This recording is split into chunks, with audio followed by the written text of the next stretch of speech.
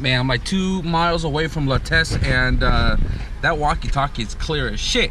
So I'm spending my early morning here with the boys, grabbing some lunch because Dylan's last days today in the department. And given I don't work here anymore, I still come by and eat lunch with the guys. So they're over here getting that good, and we're gonna go back and bullshit. What up, guys? Welcome back. So it's been a couple hours now since I ate lunch with the boys, although it was breakfast for me, given that it was 9 o'clock, and we are in the garage. So yesterday we made a trip to the junkyard and got what I needed right here for the window. You can see it's like slightly cracked right there, but I got 2 for that reason because I didn't really check it. So what I'm gonna do is I'm gonna unravel the car real quick, pull that motor out, reinstall this new piece right here, and then we can further move into installing the cabin harness. Here is the door handle that I need to replace for the left front door, but I have to paint it flat black first before I put it on the car. Obviously this one is paint match, given that the car was an LX model, and this time around I am going to be running a keyless entry, and I'm going to show you how I am going to be changing this out to make this work with the front door. So I picked up these 2 as well. I paid for one and get one free. So you can see they are pretty identical. These are the wagons, these are the sedans, and you can see they are, like I said, pretty identical. And the one that I needed was this guy. You can see the difference on the hole pattern. One's left side, one is right side. And the only one that I'm missing now is this driver's side door, because the driver's side door for the Beagle doesn't have this switch. So the car that I'm looking for to find that plastic door handle trim piece is the graphite gray EF sedan DX model, manual windows, and the Civic wagon in the Silverstone color, because the Silverstone is gray and it comes with gray interior, as well as the red RT 4-wheel drive, because the RT 4-wheel drive come with gray interior as well. So if you guys got any parts wagon that's a Silverstone or RT red 4-wheel drive, let me know if you guys got that little trim piece for the door handle for the right side front door. Hit me up on the DMs and let me know how much you want for it.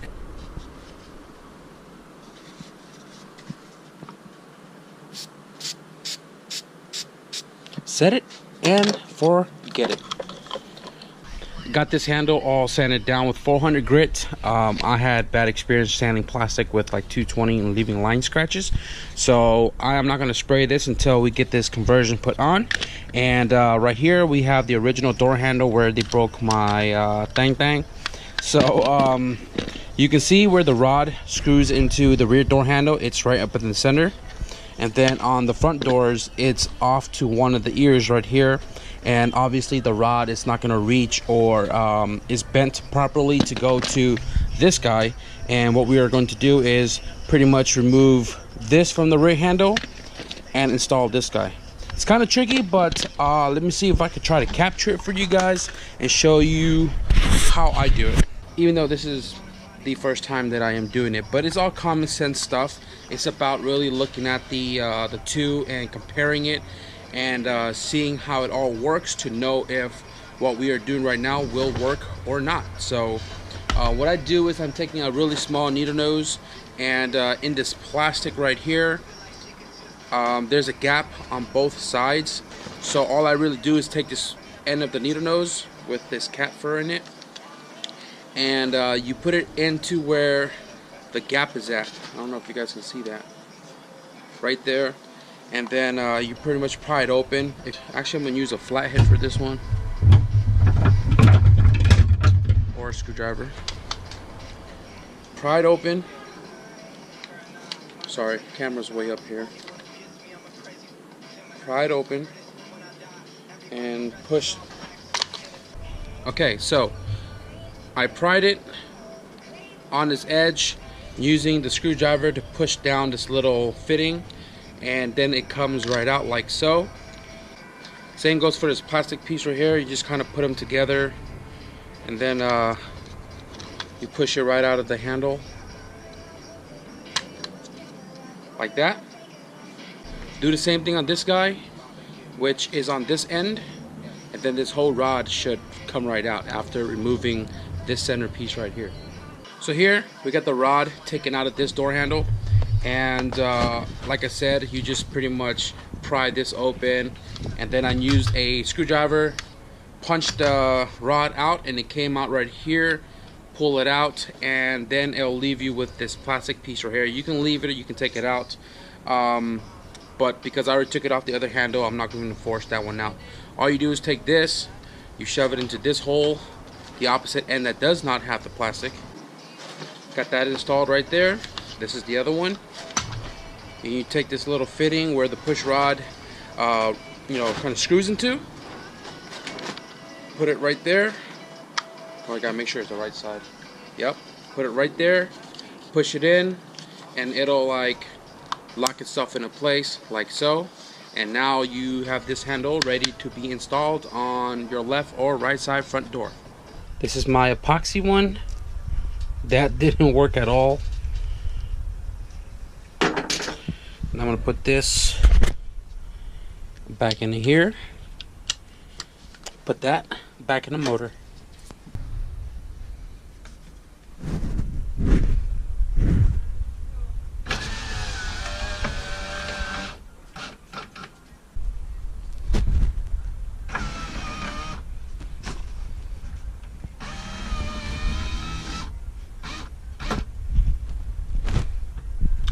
We are good. That was a pain in the booty hole. So when I was putting in that little gear thing, the wire went off track, and it went off track because I powered it, and I kind of overpowered it. Instead of stopping when the track stopped, it just kept going, and then it was a mess. But a good 35 minutes of, you know, pre-tensioning and all that crap, we got that window to work. So I'm not going to touch it because I know it works, and that's not my main window. So if I keep it rolled up, we should be good. So before I can move on to the inside of the car, putting the harness in, I'm going to have to crack the caliper loose over here and drain all of the brake fluid, as well as the clutch slave, and then remove all of that from inside of the car so we can start clearing out the prop valves on the center firewall, and then run all the harness after clearing all that out. Okay, where did we leave off? I got the clutch bled out and removed. That is right there, and I just realized that I can use the clutch line for the turbo feed, and then just buy another long custom length from the master all the way to the slave on the transmission, so I don't have to buy two lines. Got the brake line right here to the master removed, and all the fluids has been bled out. Moving into the car here, I have pretty much the prop valve and all of the lines removed, other than the rear lines, because that is pretty much just one unit going to the back. Spent a little bit of time scrubbing the whole dirt on the back up to about like right here, and then I took a break. I still haven't hit this spot just yet, and honestly, I'm not worried about the sound deadening removal, because if I was really worried about the weight of the car, I wouldn't be installing all of the heater stuff back in it. And I'm just gonna leave it here. I mean, over time I will pull everything back out, as far as you know, the sound deadening, and then painting the interior the same color as the car, or if it stays this color, whatever the case is. But as of right now, it's the least of my worries. So all the deadening is going to be in here still. So I'm just about ready to go through the bin and lay out the harness, and then start routing it into place, in hopes of getting at least the harness installed today, and most of the sensors and everything to their home locations. So because it was raining, I had to close my trunk and all the other jazz to keep the rain from coming in. And here's my man cave. I have the back harness installed, both tail lights, the map light on top, the one that goes up the pillar that goes to the trunk third brake light, license plate, all that. I just gotta route that one right there, coming down this way, and then across over here to get the wire for the door sensor, and then the other wire goes up to the speaker pod, and then we'll move up to right here. We're gonna have to run the centerpiece that goes to the shift column, the seatbelt sensor, and you know, everything else coming up this way before it goes up to the firewall. The firewall, I haven't even touched it yet, and yes, the firewall and the back half does disconnect right. All these guys right here. So yeah, I'm gonna finish routing that and then get to the firewall, at least get this hung tonight before we end this video. Ooh. We give you guys a quick little update again. Back end is all done. Both tail lights, both left and right side, speakers, door sensors. Got the one right here in the center. It's kind of hard to maneuver because I'm hella big. Whew. Got the center harness ran right here, and this is where all the automatic shift box, all these freaking plugs, and I gotta go online and look at the auto to manual conversion to figure out my neutral safety switch and bypass it. But I got this guy routed to that pillar. That right there is for the power window to the rear door, as well as this one on this side right there. This is all ran. That's all neatly tucked in there. Tomorrow I'm gonna have to find a way to secure the wiring because all the tabs are broken and they're just kind of hanging out. So I gotta find some OEM style ties or plugs or whatever you want to call it to utilize these holes to secure these wires into place. But moving on to the front here, the dilemma is the right hand drive harness obviously has the fuse box and everything on this side, and wire tucking it or fuse box tucking it is very complicated. Why? Because my fuse box, I want it to be over there, but the harness is so short, given that it is on the right side. It's right here bundled up, and this is long enough to go out to the engine bay to the fuse box on the right side tower. And now that I'm moving it over there, these are obviously too short, and I'm running a tuck harness anyways, so my plug pretty much runs across, plugs into this guy, and also plugs into this guy, or I believe it's this guy and this one right here. That means everything else to the fuse box, like these right here, these terminals, this plug right here, and everything else that connects to that needs to be extended from here to there. So that's going to be the biggest headache of this whole process, and then figuring out like all these snip wires and trying to figure out what do they belong to and where do they go. But other than that, everything pretty much just falls into place.